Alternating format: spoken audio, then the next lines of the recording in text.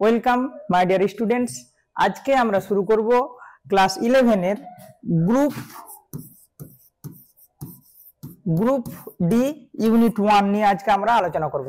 এর আগে আমাদের গ্রুপ সি এর ইউনিট 1 এবং ইউনিট 2 কমপ্লিট হয়ে গেছে। আজকে আমরা নতুন একটা ইউনিট নিয়ে চলে এসেছি ক্লাস 11 এর সেকেন্ড সেমিস্টারের, যেটা গ্রুপ ডি এর ইউনিট 1।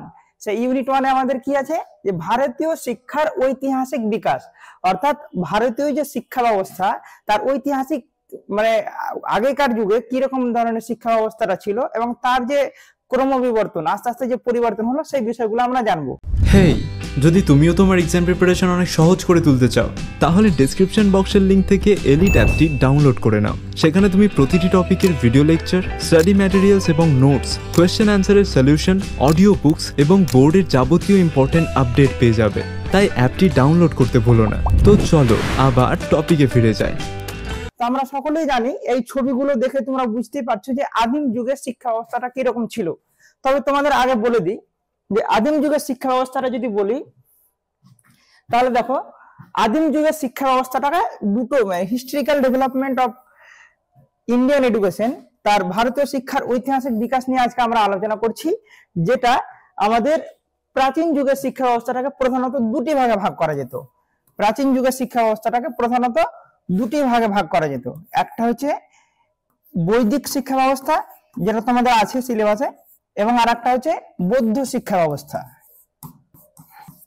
তো এই দুটো শিক্ষা ব্যবস্থাটাই আমাদেরকে জানতে হবে এবং এদের কিছু বৈশিষ্ট্য আছে, সেই বৈশিষ্ট্যগুলো আমরা একদম খুব সংক্ষেপে এবং সোজা ভাষায় আমরা বোঝার চেষ্টা করব যে এদের কি কি শিক্ষা ব্যবস্থাটা ছিল এবং এই শিক্ষা ব্যবস্থাটা কি কি বৈশিষ্ট্যগুলো আছে, সেই বৈশিষ্ট্যগুলো, তাদের মধ্যে শিক্ষার লক্ষ্য কি ছিল, এই সমস্ত বিষয়গুলো আমরা জানবো। তো প্রথমে আমরা চলে আসি যে বৌদ্ধ শিক্ষা ব্যবস্থা বা ব্রাহ্মণিক শিক্ষা ব্যবস্থা। বৌদ্ধ শিক্ষার আর একটা নাম হচ্ছে ব্রাহ্মণ্য শিক্ষা ব্যবস্থা। তো এই শিক্ষা ব্যবস্থাটা আনুমানিক খ্রিস্টপূর্বাব্দ 2000 বছর, খ্রিস্টপূর্ব 2000 বছর থেকে খ্রিস্টপূর্ব 300 বছর পর্যন্ত প্রাচীন ভারতীয় বেদ নির্ভর শিক্ষা ব্যবস্থাটাকে বলা হতো বৈদিক শিক্ষা ব্যবস্থাটা। এবার বৈদিক শিক্ষা ব্যবস্থাটা কেন বলছি, আমরা এখানে পেয়ে যাব যে বেদ নির্ভর, অর্থাৎ বেদকে কেন্দ্র করে যে শিক্ষা ব্যবস্থাটা গড়ে উঠেছিল সেই শিক্ষা ব্যবস্থাটার নাম কি, বৈদিক শিক্ষা ব্যবস্থা।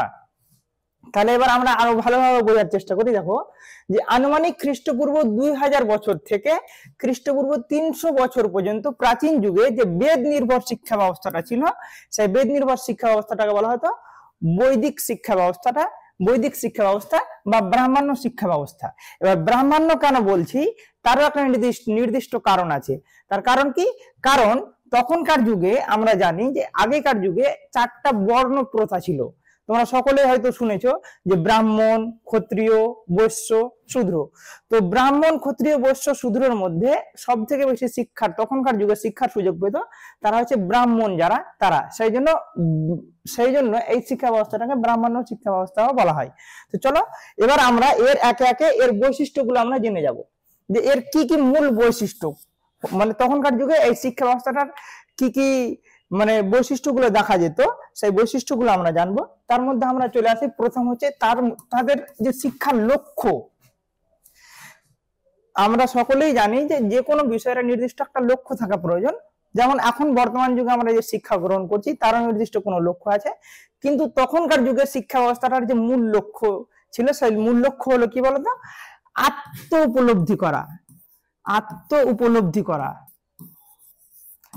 উপলব্ধি, মোক্ষ লাভ, তারপরে হচ্ছে তোমাদের চরিত্র গঠন, আদর্শ চরিত্র গঠন, তারপর হচ্ছে ঈশ্বরকে উপলব্ধি করা। এই দেখো, আত্ম উপলব্ধি, মোক্ষ লাভ, আদর্শ চরিত্র গঠনই ছিল তখনকার যুগের শিক্ষার লক্ষ্য। এবার মোক্ষ লাভ মানে কি, মোক্ষ লাভ মানে হচ্ছে ঈশ্বরকে উপলব্ধি করা, আত্মার বন্ধন থেকে মুক্তি পাওয়া হচ্ছে আমাদের মোক্ষ লাভ। এই মোক্ষ লাভই ছিল তাদের শিক্ষার একটা অন্যতম লক্ষ্য। এই মোক্ষ লাভ করার জন্য বিভিন্ন পথ অতিক্রম করতে হতো, বিভিন্ন পাঠ্যক্রম যেমন পরাবিদ্যা অপরাবিদ্যা, পরবর্তীতে আমরা আসবো। তো তাহলে আমাদের মূল যদি লক্ষ্য যদি আমি বলি, তখনকার যুগে মূল লক্ষ্য ছিল কি, তখনকার যুগে অর্থাৎ বৈদিক শিক্ষা ব্যবস্থায় শিক্ষার মূল লক্ষ্য ছিল আত্ম উপলব্ধি করা, নিজেকে উপলব্ধি করা, এবং তার সঙ্গে সঙ্গে মোক্ষ লাভ করা এবং আদর্শ চরিত্র গঠন করাই ছিল তাদের মূল লক্ষ্য। এরপরে আমরা চলে আসি বৌদ্ধ শিক্ষা ব্যবস্থাটার আর একটি অন্যতম বৈশিষ্ট্য হচ্ছে শিক্ষাকাল। শিক্ষাকাল কেন বলছি, আমি একটু আগে যখন ক্লাসের প্রথমে শুরুতে আমরা বলি, মানে শুরুতে আমি বলেছিলাম যে এই যে তখনকার যুগে আমরা জানি যে 4টা বর্ণ প্রথা ছিল। 4টা বর্ণ প্রথা কি, একটা হচ্ছে ব্রাহ্মণ, তারপর হচ্ছে ক্ষত্রিয়, তারপর হচ্ছে বৈশ্য, শূদ্র। কিন্তু যখন আমরা বলছি যে তখনকার যুগে 4টা বর্ণ প্রথা ছিল, এই বর্ণ প্রথাকে এরা কিন্তু বিশাল গুরুত্ব দিয়েছিল। বর্ণ প্রথাকে গুরুত্ব দেওয়ার ফলে তখনকার যুগে শিক্ষা ব্যবস্থাটাও শুরু হতো নির্দিষ্ট একটা মানে এই বর্ণ প্রথাকে কেন্দ্র করেই।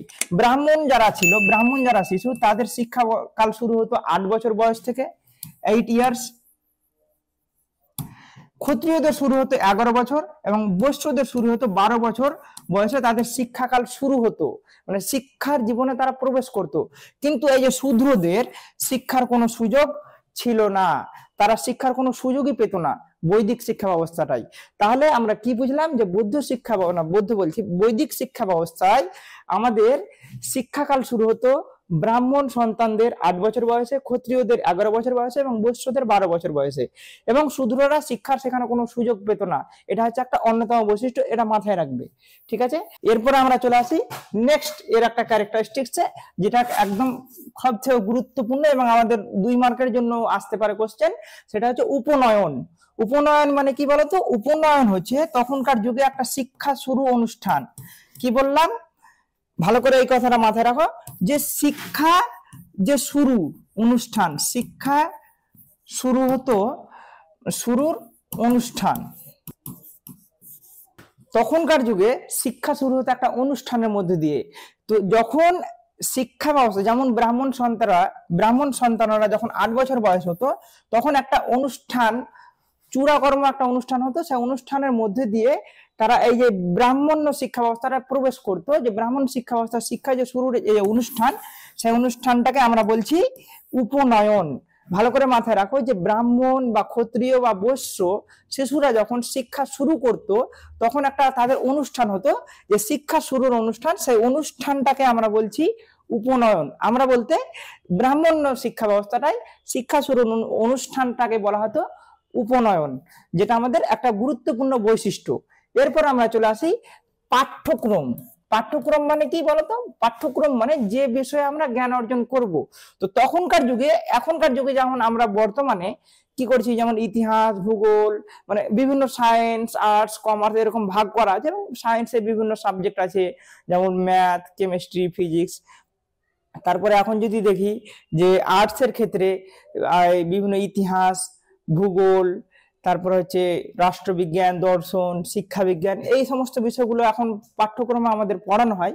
কিন্তু তখনকার যুগে শিক্ষার যেহেতু মূল লক্ষ্য ছিল কি বলতো, আত্মোপলব্ধি বা মোক্ষ লাভ বা ঈশ্বরকে লাভ করা, ঈশ্বরকে মানে পাওয়াই হচ্ছে তাদের পরম লক্ষ্য ছিল।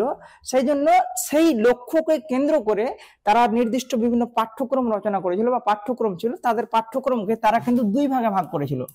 একটা হচ্ছে যে আমাদের চরম লক্ষ্য পৌঁছানোর জন্য যেটা পথ, সেটা হচ্ছে একটা হচ্ছে পরাবিদ্যা, আর আরেকটা হচ্ছে অপরাবিদ্যা।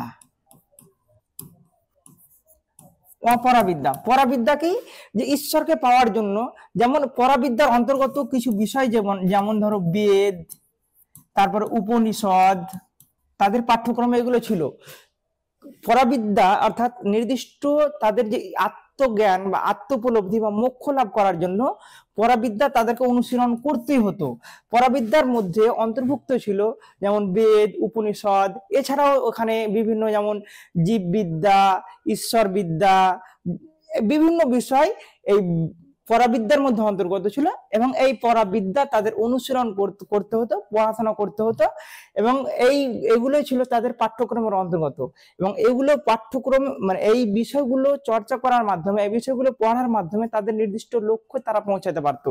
এবং এগুলি ছাড়াও যেমন জীববিদ্যা, উপনিষদ, বেদ, এগুলি ছাড়াও অপরাবিদ্যা মানে কি বলতো? অপরাবিদ্যা মানে হচ্ছে যেগুলো আমাদের বাস্তব জীবনে বেঁচে থাকার জন্য যে সমস্ত জ্ঞানের প্রয়োজন, যেমন হচ্ছে কৃষিবিদ্যা, তারপর হচ্ছে অর্থবিদ্যা,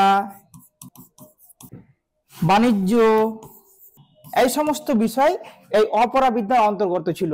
যাতে তারা এই দুটো বিষয় অর্থাৎ তাদের, যদি আমি বলি যে বৈদিক শিক্ষা ব্যবস্থাটার পাঠ্যক্রম হচ্ছে একটা অন্যতম গুরুত্বপূর্ণ বিষয়, মানে অন্যতম একটা বৈশিষ্ট্য।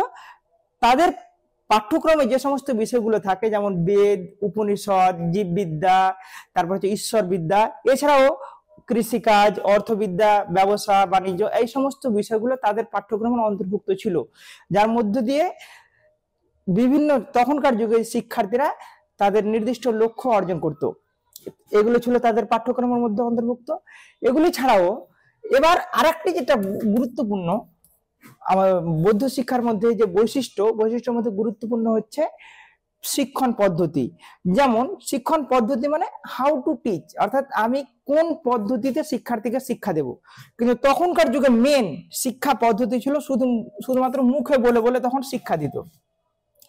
তাহলে ভালো করে একবার মানে বিষয়টা বোঝার চেষ্টা করো যে তখনকার যুগে শিক্ষণ পদ্ধতি ছিল শ্রবণ পদ্ধতি। শ্রবণ একটা পদ্ধতি আছে।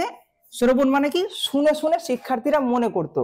গুরুরা তখন কি করত? গুরুরা বিভিন্ন মন্ত্র বা বেদের বিভিন্ন বিষয়গুলো তারা আবৃত্তি করে শোনাতো এবং তারা শিক্ষার্থীরা সেটাকে শুনে শুনে মনে রাখার চেষ্টা করত। ওই জন্যই তো এই বেদের আরেক নাম শ্রুতি হয়েছে, তোমরা তো আশা করি সকলেই জানো। তাহলে কি বললাম যে ব্রাহ্মণ্য শিক্ষা ব্যবস্থায় বা বৈদিক শিক্ষা ব্যবস্থার অন্যতম একটা বৈশিষ্ট্য হচ্ছে শিক্ষণ পদ্ধতি। সেই শিক্ষণ পদ্ধতি অর্থাৎ কোন পদ্ধতির মাধ্যমে তখনকার যুগে শিক্ষা করা হতো বলতো? তখনকার যুগে শিক্ষা দেওয়া হতো প্রধানত শ্রবণ পদ্ধতির মাধ্যমে। এছাড়াও দুটো পদ্ধতি তোমাদের জানতে হবে, সেটা হচ্ছে শ্রবণ, আর একটা হচ্ছে মনন, আর একটা হচ্ছে নীতিধ্যাসন।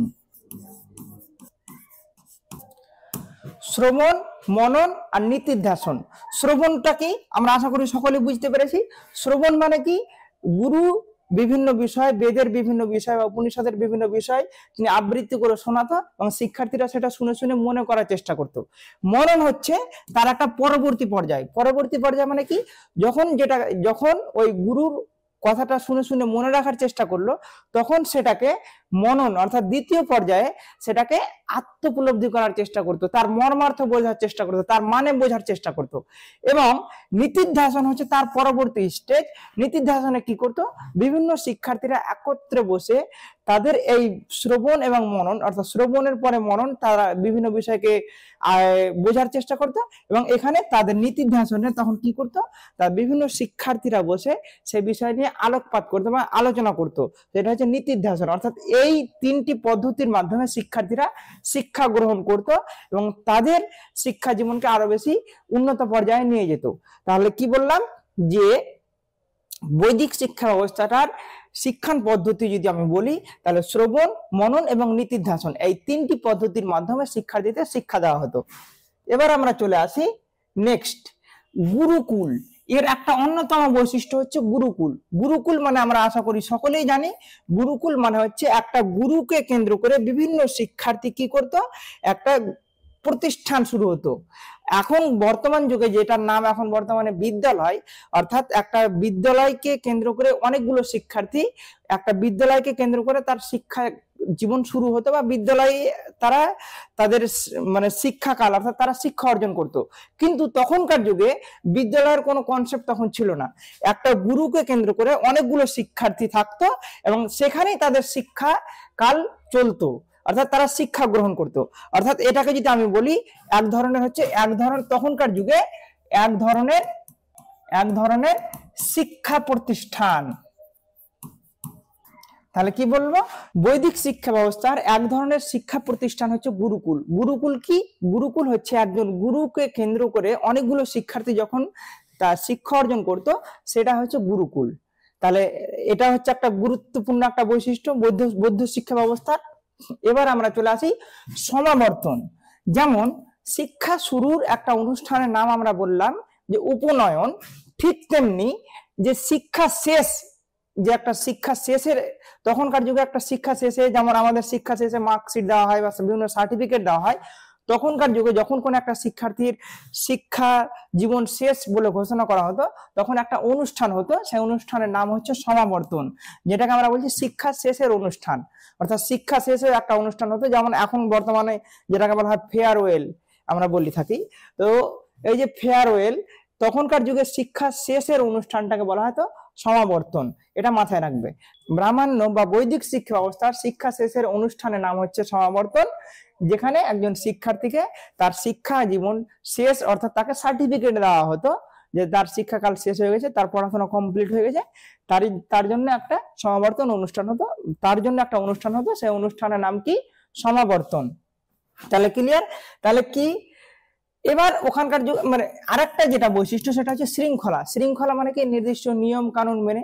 কিন্তু তখনকার যুগে শৃঙ্খলা অর্থাৎ যে তখনকার যুগে শিক্ষক এবং শিক্ষার্থীর সম্পর্ক তো খুবই ভালো ছিল, পিতা এবং পুত্রের মতো।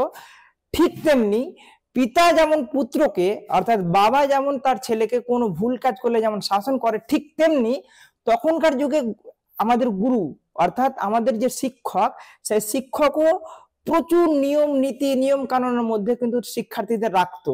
অর্থাৎ শিক্ষার্থী যদি কোনো কিছু ভুল কাজ করতো, তাকে কঠোর শাস্তি ভোগ করতে হতো, মানে মুক্ত যে শৃঙ্খলা, যে স্বাধীনভাবে যে থাকবে, সেটা কিন্তু থাকার কোনো সুযোগ ছিল না তখনকার যুগে। শিক্ষক যেমন শিক্ষার্থীদের ভালোবাসতেন, ঠিক তেমনি যদি শিক্ষার্থী যদি কোনো ভুল কাজ করতো, তাহলে তাই কিন্তু উপযুক্ত পরিমাণে শাস্তিও দিতেন। তাহলে এটা হচ্ছে একটা অন্যতম বৈশিষ্ট্য। এবার শিক্ষার্থী, যেমন আমি এক্ষুনি বললাম যে শিক্ষক শিক্ষার্থীর সম্পর্ক কার মতন বললাম? সবসময় একটা কথা মাথায় রাখবে যে পিতা এবং পুত্রের মতো সম্পর্ক, মানে বাবা এবং ছেলের যেমন সম্পর্ক, তখনকার যুগে শিক্ষক এবং ছাত্রের সম্পর্ক ছিল এরকম, পিতা এবং পুত্রের মতো, বাবা মায়ের মতো। তাহলে বাবা মা যেমন ঠিক আদর করে আমাদেরকে খাওয়ান পড়ান, ঠিক তেমনি তখনকার যুগে শিক্ষক শিক্ষার্থীদেরকে কি করতেন? একদম তাদের ভরণ পোষণ, তাদের মানে খাওয়া দাওয়া থেকে শুরু করে তাদেরকে শিক্ষা দেওয়া, সমস্ত কিছু শিক্ষকেরই দায়িত্ব ছিল। তাহলে তাদের সম্পর্ক তাহলে কত সুন্দর ছিল আমরা বুঝতে পারছি। এবার আমরা চলে আসি যে নারী শিক্ষা। তখনকার যুগে নারী শিক্ষা কিন্তু মানে বিশাল ব্যাপারে, মানে প্রচুর উন্নত ছিল তখনকার যুগে নারীরা, যে শিক্ষা ক্ষেত্রে এখন মানে তারপরে দেখবে যে এর অ্যানসিয়েন্ট অর্থাৎ আদিমকালে, আমরা যেটা বললাম যে আদিমকালে অর্থাৎ শিক্ষা ব্যবস্থা অর্থাৎ প্রাচীন যুগে শিক্ষা ব্যবস্থার দুটি দিক ছিল, একটা হচ্ছে বৈদিক শিক্ষা ব্যবস্থা আর একটা হচ্ছে বৌদ্ধ শিক্ষা ব্যবস্থা। তো বৈদিক শিক্ষা ব্যবস্থায় নারীদের মানে স্থান ছিল একদম উঁচুতে, অর্থাৎ নারীরা সমস্ত কিছু অধ্যয়ন করতে পারতো, তারা বেদও পড়তো, তারা পুরাণও পড়তে পেত, তারা তখনকার যুগে বিভিন্ন নারীর মানে বিভিন্ন জ্ঞানী গুণী নারীর যেমন নাম তোমাদের বলছি, শাশ্বতী,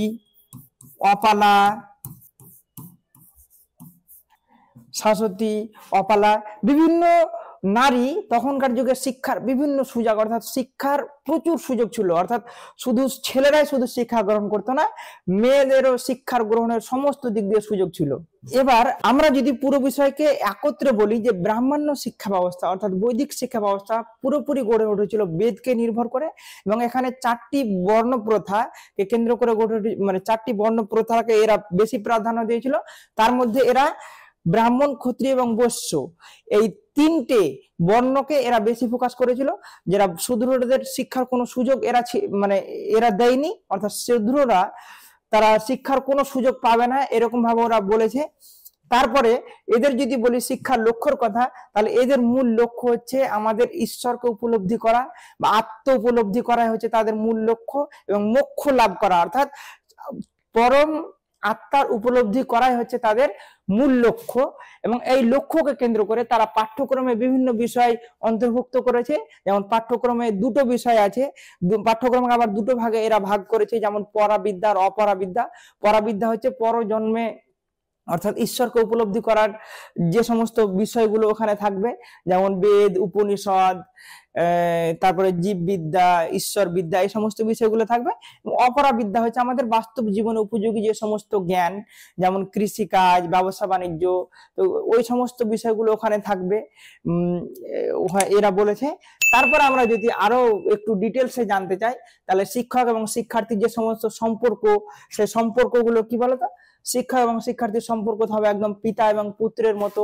এবং এছাড়াও এখানে দুটো বিষয় এখানে আমরা আলোকপাত করব, দুটো বিষয় এখানে তারা বেশি ভালোভাবে ব্যাখ্যা করেছে। সেই দুটো বিষয় হচ্ছে যে শিক্ষার শুরুর একটা অনুষ্ঠান হতো, সেই শিক্ষার শুরুর অনুষ্ঠান অর্থাৎ উপনয়ন। উপনয়ন কথার অর্থ হচ্ছে গুরুর গৃহে শিক্ষা গ্রহণ করতে যাওয়া। উপনয়ন কথার অর্থ কি, যে গুরুর গৃহে চলে যাওয়া শিক্ষা অর্জন করার জন্য। সেই জন্য শিক্ষা শুরুর একটা অনুষ্ঠান হতো, সেই শিক্ষা শুরুর অনুষ্ঠানটাকে বলা হতো কি বলতো, উপনয়ন। ঠিক ওই একই ভাবে যখন তার যদি গুরু মনে করতো যে এই শিক্ষার্থীর শিক্ষা শেষ হয়ে গেছে, তাহলে তার শিক্ষা শেষ হয়ে গেলে তার একটা অনুষ্ঠান হতো। অর্থাৎ গুরু যদি মনে করতো এই শিক্ষার্থী উপযুক্ত, তার জ্ঞান পরিপূর্ণ হয়ে গেছে, তার শিক্ষাকাল শেষ হয়ে গেছে, তাহলে একটা অনুষ্ঠান হতো তাদের জন্য, সেই অনুষ্ঠানটাকে বলা হয় সমাবর্তন। তাহলে এইটুকু ক্লিয়ার যে আমাদের শিক্ষা শুরু থেকে শেষ পর্যন্ত শিক্ষক কিরকম হবে, শিক্ষার্থী কিরকম হবে, কোথায় পড়ানো হতো, এই সমস্ত বৈশিষ্ট্যগুলো আমরা আলোচনা করলাম। ঠিক একইভাবে এরপরে আমরা চলে আসবো যে বৌদ্ধ শিক্ষা ব্যবস্থা। তখনকার যুগে দুটো শিক্ষা ব্যবস্থা তোমাদের বারবার করে বললাম, দুটো শিক্ষা ব্যবস্থা প্রচলিত ছিল প্রাচীন যুগে, প্রাচীন ভারতীয় শিক্ষা ব্যবস্থায়। একটা হচ্ছে বৈদিক, যেটা বেদের উপর নির্ভর করে গড়ে উঠেছিল, সেটাকে ব্রাহ্মণ শিক্ষা ব্যবস্থা বলা হতো। এবং আরেকটা হচ্ছে বৌদ্ধ শিক্ষা ব্যবস্থা। এখানে কিন্তু ওটা যেমন বেদকে নির্ভর করে গঠিত হয়েছিল, এটা কিন্তু আমাদের ত্রিপিটককে কেন্দ্র করে গড়ে উঠেছিল। ত্রিপিটক, ত্রিপিটক আশা করি সকলে জানো। ত্রিপিটক হচ্ছে বৌদ্ধ ধর্মের ধর্মগ্রন্থের নাম ত্রিপিটক। এই ত্রিপিটককে কেন্দ্র করে বৌদ্ধ শিক্ষা ব্যবস্থাটা গড়ে উঠেছিল। ওই একইভাবে আমরা এবার এই যে বৌদ্ধ শিক্ষা ব্যবস্থার বিভিন্ন বৈশিষ্ট্যগুলো জানবো। বৌদ্ধ শিক্ষা ব্যবস্থায় কিরকম ভাবে শিক্ষা শুরু হতো, কারা কারা শিক্ষার সুযোগ পেত, কারা কারা শিক্ষার সুযোগ পেত না, কিভাবে শিক্ষা শেষ হতো, তাদের পাঠ্যক্রমে কোন কোন বিষয়গুলো থাকবে, এই সমস্ত বিষয়গুলো আমরা ডিটেলসে জানবো। তাহলে কি বললাম, বৌদ্ধ শিক্ষা ব্যবস্থা যেহেতু ত্রিপিটককে কেন্দ্র করে গড়ে উঠেছিল, ত্রিপিটক হচ্ছে বৌদ্ধদের ধর্মগ্রন্থ, সেই জন্য এই বৌদ্ধ শিক্ষা ব্যবস্থাটা এবার আমরা জানবো। তো বৌদ্ধ শিক্ষা ব্যবস্থার যদি আমি বৈশিষ্ট্যগুলো জানতে চাই, তাহলে প্রথমে আসবে এদের শিক্ষার লক্ষ্য। তাহলে এদের শিক্ষার লক্ষ্য কি হওয়া উচিত? যদি আমি দেখি যে ব্রাহ্মণ্য শিক্ষা ব্যবস্থাটাই বা বৈদিক শিক্ষা ব্যবস্থায় শিক্ষার লক্ষ্য কি ছিল? শিক্ষার লক্ষ্য ছিল আত্মোপলব্ধি করা, শিক্ষার লক্ষ্য ছিল মোক্ষ লাভ করা, শিক্ষার লক্ষ্য ছিল চরিত্র দেহ গঠন করা, শিক্ষার লক্ষ্য ছিল তাদের সার্বিক বিকাশ সাধন করা। ঠিক তেমনি বৈদিক শিক্ষা ব্যবস্থার মতোই বৌদ্ধ শিক্ষা ব্যবস্থারও কিছু লক্ষ্য আছে। সেই লক্ষ্য হচ্ছে, 1 নম্বর যদি এদের লক্ষ্য বলি, তাহলে সেই লক্ষ্য কি বলতো?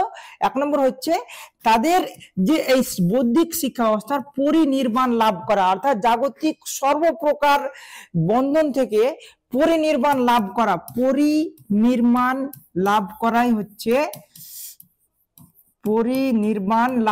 হচ্ছে এদের অন্যতম লক্ষ্য। পরিনির্বাণ লাভ করা মানে কি? জাগতিক সর্বপ্রকার বন্ধন থেকে নিজেকে মুক্ত রাখা, এটা হচ্ছে তাদের অন্যতম লক্ষ্য। এছাড়াও যদি আমি বলি, তাদের 4টি মৌলিক আর্য সত্য তারা বলে, 4টি মৌলিক আর্য সত্যকে উপলব্ধি করাই হবে এদের মূল লক্ষ্য। 4টি আর্য সত্য কি? 4টি আর্য সত্য কি বলতো? 1 নম্বর হচ্ছে দুঃখ আছে, অর্থাৎ প্রত্যেকের জীবনে দুঃখ আছে, এই দুঃখটাকে সবসময় অ্যাকসেপ্ট করতে হবে। তারপরে কি? দুঃখের নির্দিষ্ট কারণ আছে, কেন আমরা দুঃখিত হই, দুঃখের নির্দিষ্ট কারণ আছে। তারপর হচ্ছে দুঃখ নিবারণ সম্ভব এবং দুঃখ নিবারণের উপায় আছে।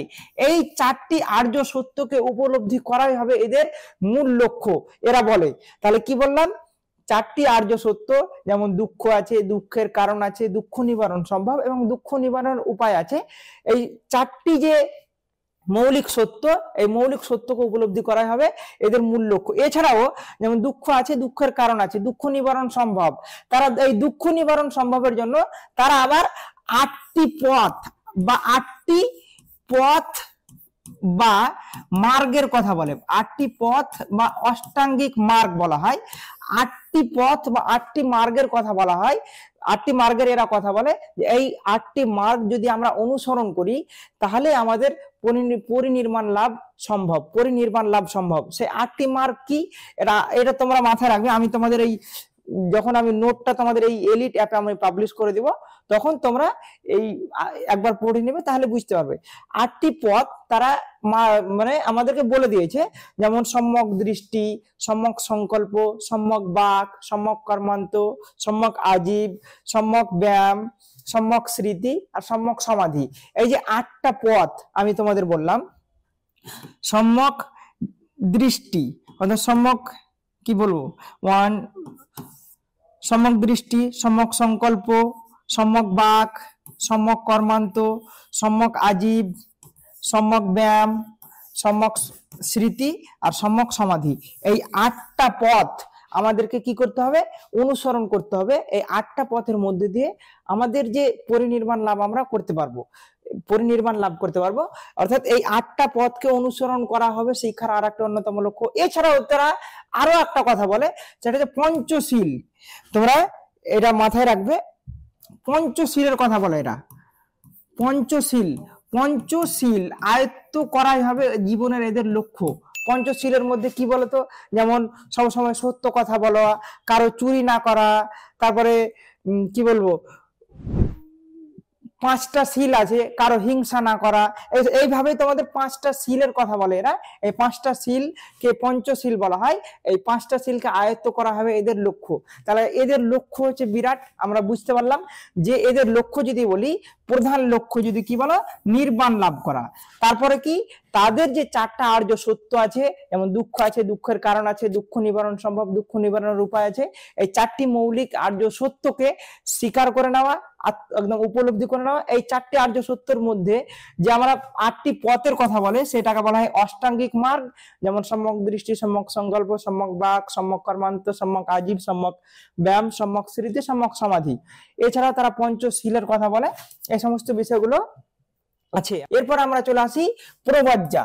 প্রবজ্জা কি, তাহলে ঠিক একই রকম যেমন আমরা বৈদিক শিক্ষা ব্যবস্থায় দেখলাম যে শিক্ষা শুরুর একটা অনুষ্ঠান হচ্ছে, যেমন 8 বছর বয়সে শিক্ষারা, ব্রাহ্মণ সন্তানরা শিক্ষা জীবনে তাদের প্রবেশ করছে, বৈশ্যরা তাদের 11 বছর বয়সে মানে শিক্ষা জীবনে প্রবেশ করছে।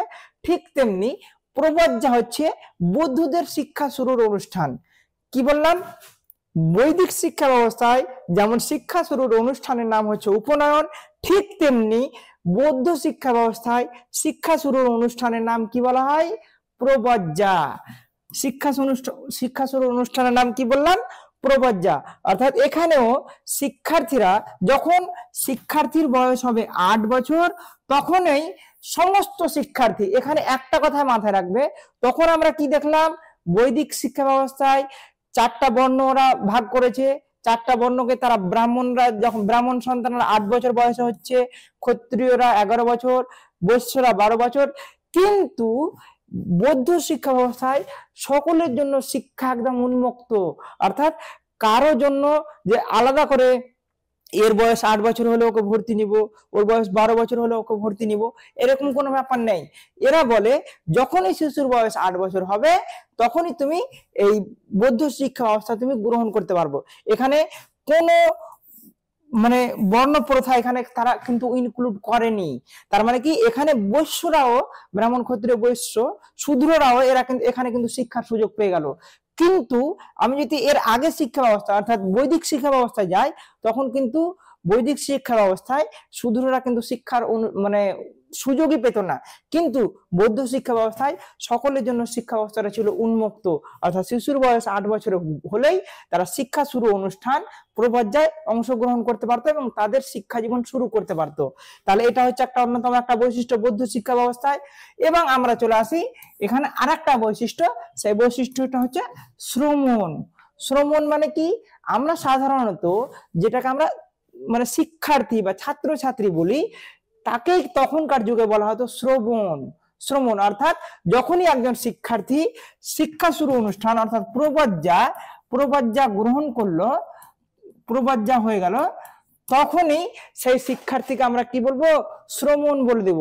অর্থাৎ প্রবজ্জা যখনই তারা গ্রহণ করলো, তখন সেই শিক্ষার্থীকে আমরা বলবো এখন শ্রবণ। তখন আর শিক্ষার্থী বলা চলবে না, তখন আমরা শ্রবণ বলবো, শ্রবণ। তাহলে আরেকটা কি জানলাম, যে বৌদ্ধ শিক্ষা ব্যবস্থা আরেকটি অন্যতম বৈশিষ্ট্য হচ্ছে শ্রবণ। অর্থাৎ তখনকার যুগের শিক্ষার্থীরা, যে সমস্ত শিক্ষার্থী প্রবজ্জা অনুষ্ঠানের মধ্যে তাদের শিক্ষা শুরু করত, তখন তাদের বলা হতো শ্রবণ। তারপরে আমরা চলে আসি পাঠ্যক্রম। পাঠ্যক্রম আশা করি তোমরা বুঝতেই পারছো যে বিষয় নিয়ে আমরা আলোচনা করব, অর্থাৎ যে বিষয়ে তাদের শিক্ষা দেওয়া হবে। এখানে পাঠ্যক্রমের মধ্যে মূল বিষয়বস্তু ছিল, মূল পাঠ্যক্রমটা ছিল কি বলতো? ত্রিপিটক। ত্রিপিটক দেখে আমরা বুঝতে পারছি, ত্রিপিটক মানে কি? তিনটে পিটক। অর্থাৎ ত্রি মানে হচ্ছে তিন, তাই তো? তিনটি পিটক এখানে ছিল। তিনটি পিটকের নাম আমি বলে দিচ্ছি তোমাদের। একটা হচ্ছে সুপ্ত পিটক, তারপর হচ্ছে বিনয় পিটক, আর একটা হচ্ছে অভিধর্ম পিটক। অভিধর্ম পিটক। তাহলে এই তিনটি পিটকে নিয়ে ত্রিপিটক গঠিত। ত্রিপিটকে যে সুপ্ত পিটকে কি থাকবে? সুপ্ত পিটকে বৌদ্ধ অর্থাৎ গৌতম বুদ্ধের বিভিন্ন বাণী বা উপদেশগুলো ওখানে থাকবে। সেই উপদেশগুলো ওখানে আমাদেরকে পাঠ্যক্রমের মধ্যে অন্তর্ভুক্ত থাকবে, সেই উপদেশগুলো আমরা পড়বো।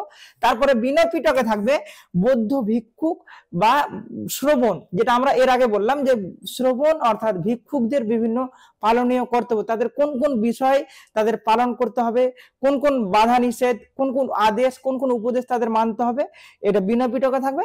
এবং অভিধর্ম পিটকে থাকবে আমাদের বৌদ্ধ দর্শনের বিভিন্ন তত্ত্ব বা থিওরি গুলো ওখানে থাকবে।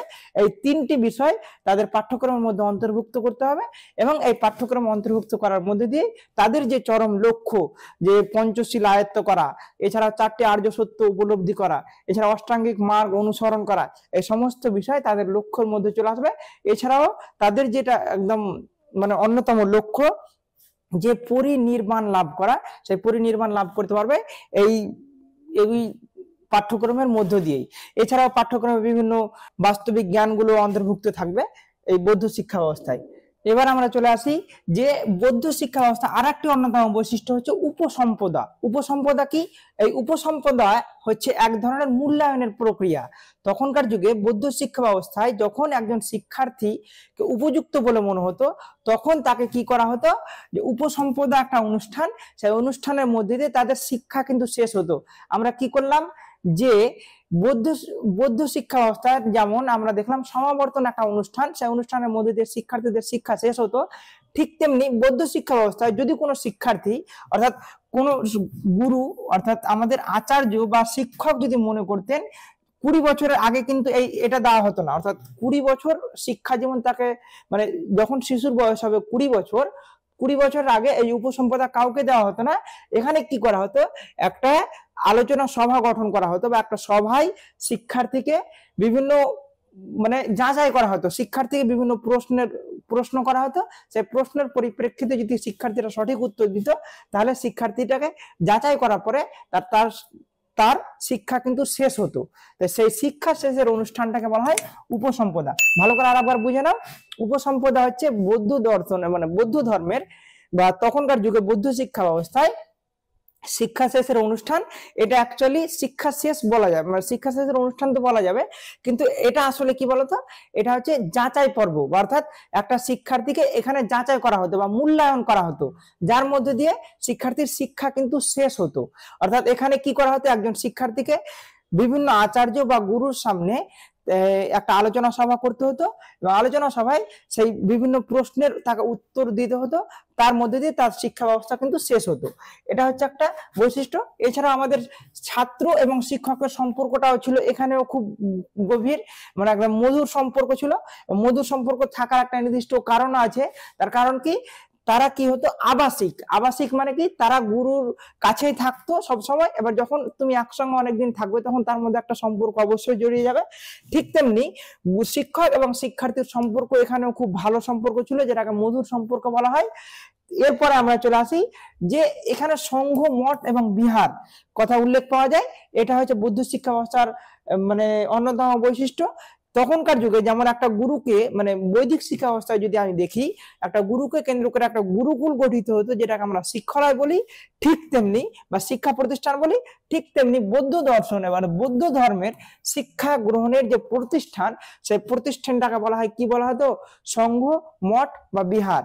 ওখানে সংঘ, মঠ বা বিহার বলা হতো শিক্ষা অনুষ্ঠানগুলোকে, মানে শিক্ষার প্রতিষ্ঠানগুলোকে, অর্থাৎ যেখানে শিক্ষা দেওয়া হয়। তখনকার যুগে কিন্তু মানে যেমন একটা গুরুকে কেন্দ্র করে একটা গুরুকুল তৈরি হয়ে গেল বৈদিক শিক্ষা ব্যবস্থায়, কিন্তু এখানে একটা গুরুকে কেন্দ্র করে একটা প্রতিষ্ঠান গড়ে উঠতো না। বৌদ্ধ শিক্ষা ব্যবস্থায় কি হতো বলেন না?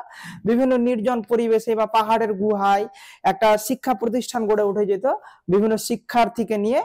তখন ওই যে শিক্ষা প্রতিষ্ঠান যে গড়ে উঠলো বৌদ্ধ যুগে, সেটাকে আমরা বলছি সংঘ, মঠ বা বিহার। এটা হচ্ছে আর একটা অন্যতম বৈশিষ্ট্য তখনকার যুগে। কিন্তু এবার আমরা চলে আসি যে বৌদ্ধ শিক্ষা ব্যবস্থায় আর একটা অন্যতম বৈশিষ্ট্য হচ্ছে নারী। এখানে কিন্তু নারীরা শিক্ষার কিন্তু সেরকম কিন্তু সুযোগ ছিল না।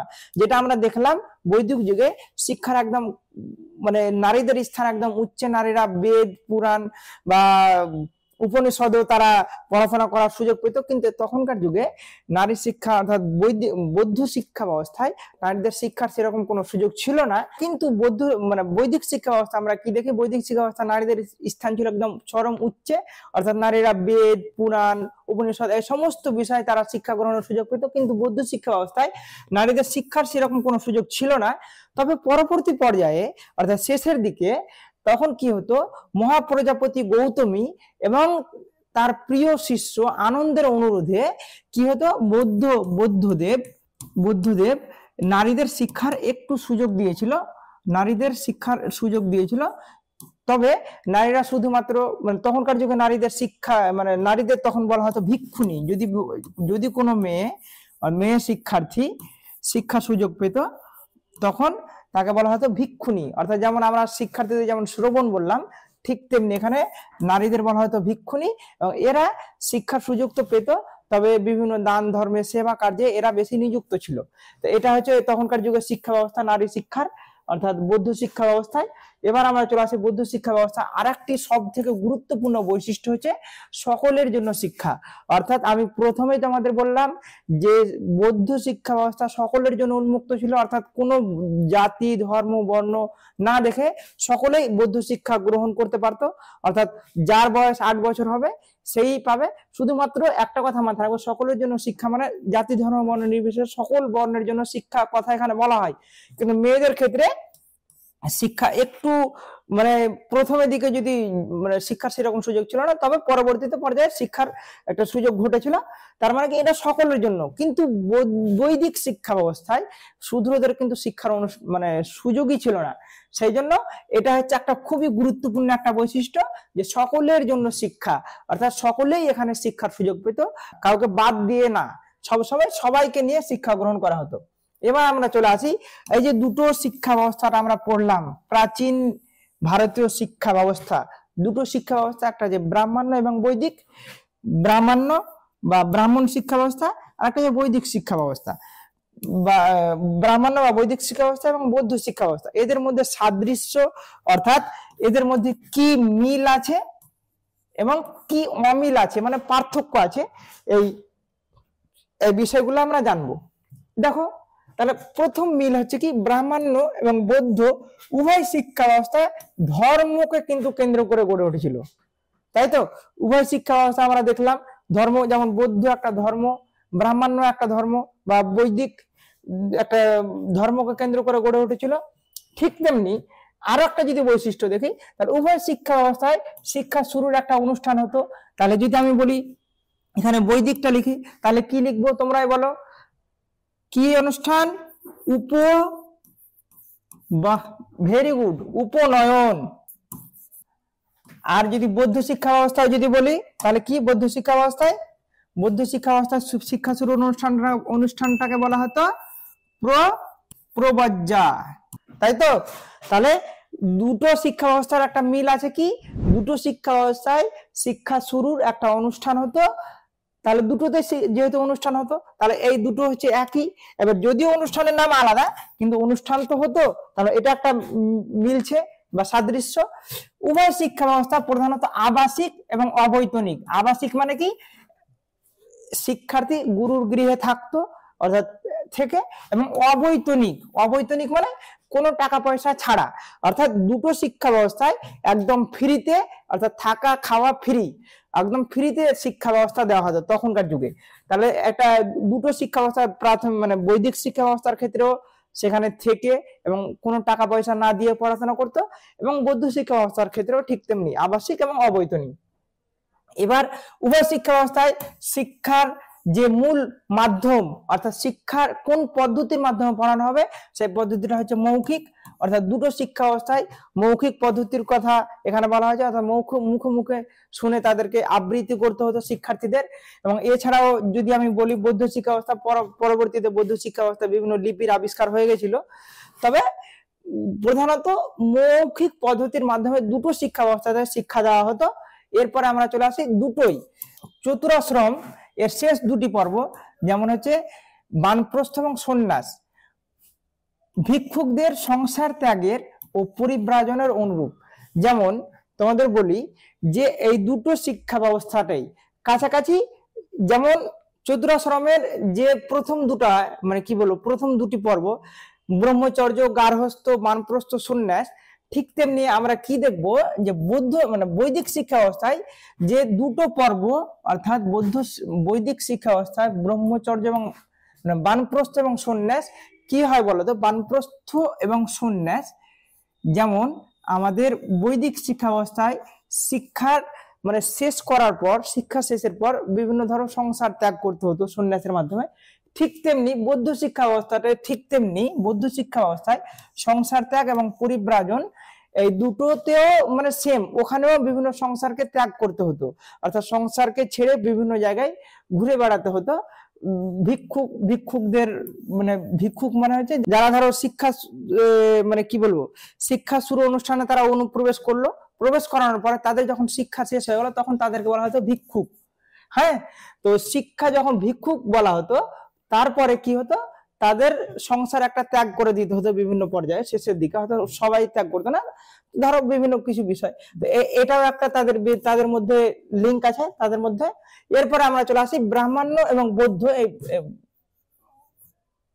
বৌদ্ধ উভয় শিক্ষা ব্যবস্থায় ত্যাগের আদর্শ লক্ষ্য করা যায়। ত্যাগ অর্থাৎ সংসার ত্যাগের, যেটা এর আগে আমি তোমাদের বললাম যে বৌদ্ধ শিক্ষা মানে বৈদিক শিক্ষা ব্যবস্থায় বানপ্রস্থ এবং সন্ন্যাস দুটি পর্ব যখন তারা অনুসরণ করবে, তখন তাদের বিভিন্ন বিধিনিষেধ মানতে হতো বা বিভিন্ন বিষয় তাদের আয়ত্ত করতে হতো বা ত্যাগ করতে হতো। যেমন সংসার ত্যাগ করতে হতো, সন্ন্যাসে যদি কেউ লাভ করে তাহলে তাকে সংসার ত্যাগ করতে হবে।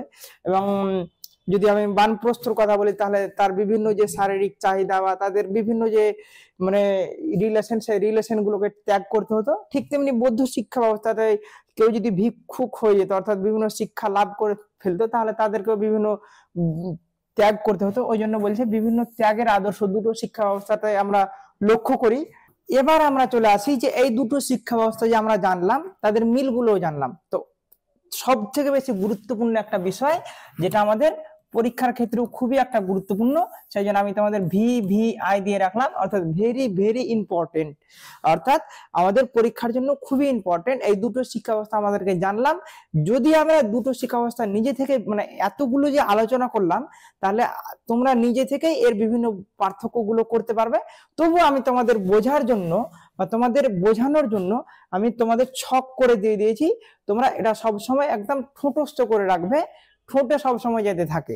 তাহলে এটা তোমাদের পরীক্ষার জন্য খুবই একটা গুরুত্বপূর্ণ একটা মানে ইনফরমেটিভ একটা ইনফরমেশন। তাহলে কি যে বৌদ্ধ শিক্ষা ব্যবস্থা এবং বৈদিক শিক্ষা ব্যবস্থা, বৈদিক শিক্ষা ব্যবস্থা এবং বৌদ্ধ শিক্ষা ব্যবস্থার মধ্যে পার্থক্য কি, বৌদ্ধ শিক্ষা ব্যবস্থার কি কি লক্ষ্য ছিল, বৈদিক শিক্ষা ব্যবস্থার কি কি লক্ষ্য ছিল, বৌদ্ধ শিক্ষা ব্যবস্থা কিভাবে পড়ানো হতো, বৌদ্ধ শিক্ষা ব্যবস্থা কিভাবে পড়ানো হতো, এই সমস্ত বৈশিষ্ট্যগুলো জানার পরেই তো আমরা পার্থক্যগুলো বুঝতে পারবো। তো সমস্ত বৈশিষ্ট্য আমরা জেনে গেছি। এবার আমরা চলে আসি যে পার্থক্যের মধ্যে আমি তোমাদের তিনটি রো করেছি। তিনটি রোতে একটা হচ্ছে বিষয়ের রো, অর্থাৎ বিষয় কোন কোন বিষয় নিয়ে আমরা পার্থক্যটা করতে চাইছি, এবং একটা ঘর করেছি ব্রাহ্মণ শিক্ষা ব্যবস্থা বা ব্রাহ্মণ্য বা বৈদিক শিক্ষা ব্যবস্থা আমরা করতে পারি, যে বৈদিক শিক্ষা ব্যবস্থা, আর একটা হচ্ছে বৌদ্ধ শিক্ষা ব্যবস্থা। তাহলে দেখো শিক্ষার মূল কেন্দ্র আমরা বিষয়ের মধ্যে রেখেছি। তাহলে শিক্ষার মূল কেন্দ্র ছিল কি গুরুকুল কেন্দ্রিক, অর্থাৎ গুরুকে কেন্দ্র করে শিক্ষা ব্যবস্থা এখানে শুরু হতো বা শিক্ষা চলতো। আর এখানে বিহার কেন্দ্রিক, অর্থাৎ বিহার মানে কি বললাম, যে বিভিন্ন নির্জন পরিবেশে বা পাহাড়ের গুহায় যে শিক্ষা প্রতিষ্ঠান গড়ে উঠতো বৌদ্ধদের, তাকে বলা হতো বিহার। তাহলে এটা হচ্ছে গুরুকুল কেন্দ্রিক, এটা হচ্ছে বিহার কেন্দ্রিক। এবার আমরা চলে আসি যে চতুরাশ্রম। তোমাদের বললাম যে চতুরাশ্রমের কি, চতুরাশ্রম অর্থাৎ 4টি শ্রম নিয়ে গঠিত, যেমন হচ্ছে ব্রহ্মচর্য, গার্হস্থ্য, বানপ্রস্থ, সন্ন্যাস। তো ব্রাহ্মণ শিক্ষা ব্যবস্থায় চতুরাশ্রম প্রথা ছিল, অর্থাৎ 4টি শ্রমকেই তারা এখানে আয়ত্ত করতে বলতো। কিন্তু বৌদ্ধ শিক্ষা ব্যবস্থায় 4টি আর্য সত্য তারা, মানে 4টা আর্য সত্য বলছি, চতুরাশ্রম প্রথা ওখানে ছিল না, যে ব্রহ্মচর্য, গার্হস্থ্য, বানপ্রস্থ, সন্ন্যাস এগুলো যে পালন করতেই হবে, তারা সেটা ছিল না। তবে তোমাদের যেটা বললাম যে ত্যাগের আদর্শের কথা, ওখানে দেখলাম যে বৌদ্ধ ভিক্ষুকরা, অর্থাৎ বৌদ্ধ ভিক্ষুকরাও সংসার ত্যাগ করতো। ঠিক তেমনি চতুরাশ্রমের ক্ষেত্রে আমরা কি দেখলাম, যে সন্ন্যাসী যদি কেউ হয়ে যায় তাহলে তাদেরকে সংসার ত্যাগ করতে হতো। ঠিক তেমনি ওটার সঙ্গে মিল ছিল, ওই জন্য আমি এটা বলেছিলাম যে তাদের ত্যাগের আদর্শ গ্রহণ করা হতো। কিন্তু এখানে চতুরাশ্রম প্রথা ছিল, এখানে চতুরাশ্রম প্রথা ছিল না, এটা লিখবে। তারপরে কি বেদ, এখানে কি ব্রাহ্মণ্য শিক্ষা ব্যবস্থা বেদ নির্ভর শিক্ষা ব্যবস্থা, এটা বেদ নির্ভর ছিল না, এখানে বেদের কোনো অংশই ছিল না। তাহলে এখানে কার অংশ ছিল, তোমরা এটা লিখতেই পারো যে এখানে বেদের কোনো অংশ ছিল না। তবে এখানে ত্রিপিটকই হচ্ছে এদের মূল গ্রন্থ বা ত্রিপিটক গ্রন্থ বা ত্রিপিটক নির্ভর, এটাও লিখতে পারো। তাহলে কি বৌদ্ধ শিক্ষা ব্যবস্থা বা ব্রাহ্মণ শিক্ষা ব্যবস্থা ছিল বেদ নির্ভর, আর ওটা ছিল ত্রিপিটক নির্ভর বা বেদের কোনো স্থান ছিল না এখানে। শিক্ষার মাধ্যম, এখানে শিক্ষার মাধ্যম অর্থাৎ কোন মাধ্যমে পড়ানো হতো, এখানে সংস্কৃত ভাষার মাধ্যমে, অর্থাৎ বেদ তো আমরা জানি সকলেই, বেদ সংস্কৃত ভাষায় লেখা ছিল, সেই জন্য এটা ছিল সংস্কৃত ভাষা, অর্থাৎ সংস্কৃত মাধ্যম ছাড়া সংস্কৃত মাধ্যমে শিক্ষার্থীরা শিক্ষা গ্রহণ করত। আর এখানে শিক্ষার মাধ্যম ছিল আঞ্চলিক ভাষা বা পলি ভাষা, পলি তো নয়, বা পালি ভাষায় এটা আমরা জানি যে ত্রিপিটক পালি ভাষায় লিখিত হয়েছিল। তাহলে এই বৌদ্ধ শিক্ষার মাধ্যম ছিল আঞ্চলিক ভাষা বা পালি ভাষা। এবার আমরা চলে আসি সার্বজনীনতা। সার্বজনীন মানে কি সকলের জন্য উন্মুক্ত। তাহলে কোন শিক্ষা ব্যবস্থা সকলের জন্য উন্মুক্ত ছিল? আমরা সকলে জানি যে বৌদ্ধ শিক্ষা ব্যবস্থা সম্পূর্ণরূপে সকলের জন্য উন্মুক্ত, কিন্তু ব্রাহ্মণ্য শিক্ষা ব্যবস্থা সকলের অধিকার ছিল না। কার অধিকার ছিল না? শূদ্রদের কোনো অধিকার ছিল না, শূদ্রদের শিক্ষার কোনো অধিকার ছিল না। ঠিক আছে, এবার আমরা চলে আসি গণতান্ত্রিকতা। গণতান্ত্রিক মানে কি? গণতান্ত্রিক মানে হচ্ছে জনগণের জন্য, অর্থাৎ একজন ব্যক্তি যাতে সবাইকে সমান চোখে দেখে, এটা হচ্ছে গণতান্ত্রিকতা। তো দেখো এখানে ব্রাহ্মণ শিক্ষা ব্যবস্থা যেহেতু গুরুকে কেন্দ্র করে গড়েছিল, অর্থাৎ এখানে গণতান্ত্রিক এর পরিবর্তে একনায়কতান্ত্রিকতা প্রাধান্য পেয়েছিল। অর্থাৎ গণতান্ত্রিক মানে সকলের সমান মতামতকে আমরা গুরুত্ব দেব, হ্যাঁ, কিন্তু এখানে সকলের সমান মতামতকে গুরুত্ব দেওয়া হতো না, শুধুমাত্র গুরুকে কেন্দ্র করে শিক্ষা ব্যবস্থা যেহেতু গড়ে উঠতো, গুরু যেটা বলতো সেটা হচ্ছে একদম চরম সত্য, গুরু মিথ্যা বলুক বা যাই বলুক, তাহলে মানে কি গুরুকে কেন্দ্র করে যেহেতু গড়ে উঠতো সেই জন্য এখানে একনায়কতান্ত্রিক, অর্থাৎ গুরু যেটা বলতো সেটাই তারা মানে একদম একাগ্র চিত্তে সেটাকে তারা পালন করতো। কিন্তু বৌদ্ধ শিক্ষা ব্যবস্থা সকলের জন্য সমান সুযোগ ছিল, এখানে সকলের সমান সুযোগ পেত, আর এখানে সকলের সমান সুযোগ পেত না, এটা মাথায় রাখবে। এরপর আমরা চলে আসি যে নারী শিক্ষা। ব্রাহ্মণ শিক্ষা ব্যবস্থা বললাম প্রথমেই যে ব্রাহ্মণ শিক্ষা ব্যবস্থা নারীদের একদম প্রচুর প্রসার ঘটেছিল, কিন্তু বৌদ্ধ শিক্ষা ব্যবস্থা সেরকম কোনো প্রসার ঘটেনি। তবে পরবর্তী পর্যায়ে গৌতমী এবং তার প্রিয় শিষ্য হচ্ছে আনন্দ এর নেতৃত্বে পরবর্তীতে মেয়েদের ক্ষেত্রে একটা প্রসার ঘটেছিল। হ্যাঁ, তারপরে শিক্ষার প্রসার।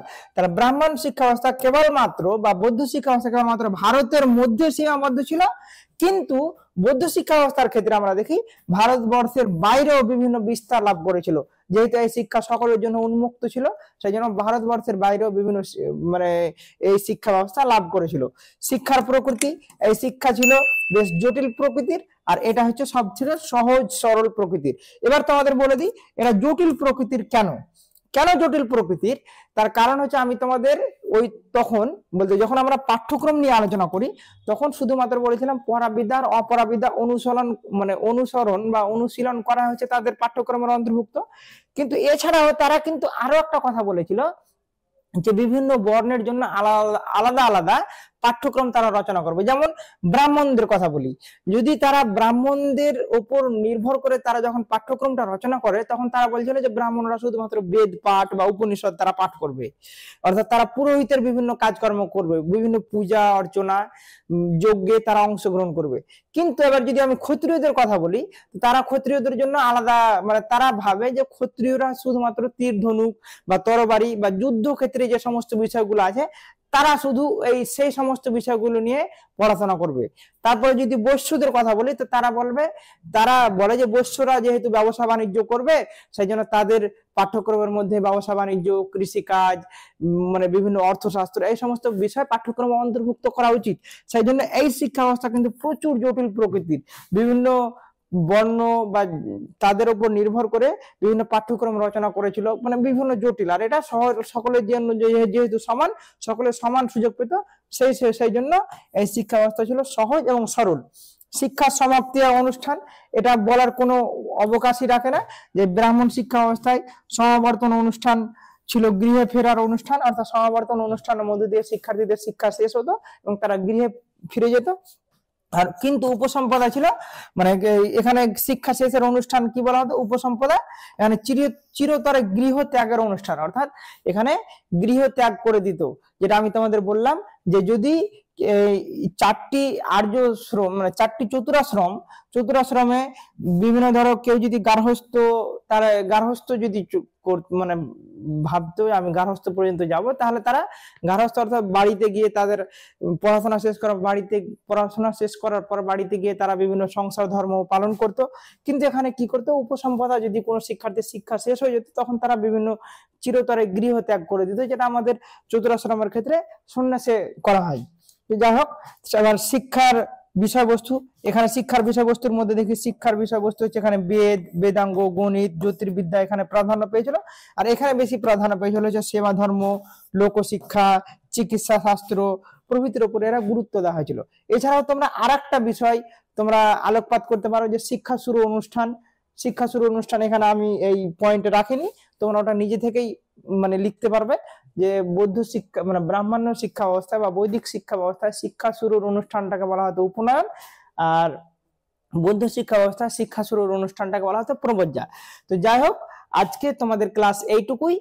যদি তোমাদের এরপরেও যদি কোনো কিছু বুঝতে অসুবিধা হয় তাহলে অবশ্যই কমেন্ট বক্সে তোমরা কমেন্ট করবে, আমি তোমাদের উত্তর দেওয়ার চেষ্টা করব। ততক্ষণ পর্যন্ত তোমরা সুস্থ থাকো, স্বাভাবিক থাকো এবং এই বিষয়গুলো বারবার চর্চা করো। তোমাদের পরীক্ষা খুবই তাড়াতাড়ি, কোনো টেনশন নেই। আমাদের সিলেবাস এই মাসের মধ্যে শেষ হয়ে যাবে, আর মাত্র 2টো ক্লাস নিলে তোমাদের পুরোপুরি কমপ্লিট। তাহলে তোমরা এক কাজ করবে, এই যে বিষয় আজকে যে আমরা আলোচনা করলাম ভারতীয় শিক্ষার বিভিন্ন মানে ঐতিহাসিক বিকাশ, অর্থাৎ ভারতীয় শিক্ষা ব্যবস্থায় যেমন 2টো শিক্ষা ব্যবস্থা, এরপরেও আমাদের এই ইউনিট গ্রুপ ডি এর গ্রুপ ডি আমাদের চলছে, গ্রুপ সি এর ইউনিট 1 এবং ইউনিট 2 আমাদের কমপ্লিট হয়ে গেছে। গ্রুপ ডি এর আজকে ইউনিট 1 শুরু হয়ে গেছে, আর একটা ক্লাস লাগবে, তাহলে তোমাদের ইউনিট 1টা কমপ্লিট হয়ে যাবে। কমপ্লিট হওয়ার পরে তোমরা কি করবে, এই যে আজকের ক্লাস তোমাদের বন্ধু বান্ধবদেরকে সবাইকে শেয়ার করে দাও, তারাও যাতে শিক্ষার সুযোগ পায়, যেটা একদম সম্পূর্ণ ফ্রি। এবং আমাদের ডেসক্রিপশন বক্স থেকে তোমরা অবশ্যই এলিট অ্যাপটি ডাউনলোড করে নেবে। সেখানে তোমাদের এই যে আজকে আমরা যেটা আলোচনা করলাম এর সমস্ত বিস্তারিত নোট তোমরা ওই অ্যাপেই পেয়ে যাবে। এবং ভালোভাবে পড়াশোনা করো, রেজাল্ট অবশ্যই ভালো আসবে। সবাইকে থ্যাংক ইউ। এই ধরনের এডুকেশনাল ভিডিও আরও দেখতে চ্যানেলটিকে সাবস্ক্রাইব করে এলিট পরিবারের মেম্বার হয়ে যাও। Thank you so much and always remember, knowledge worth sharing.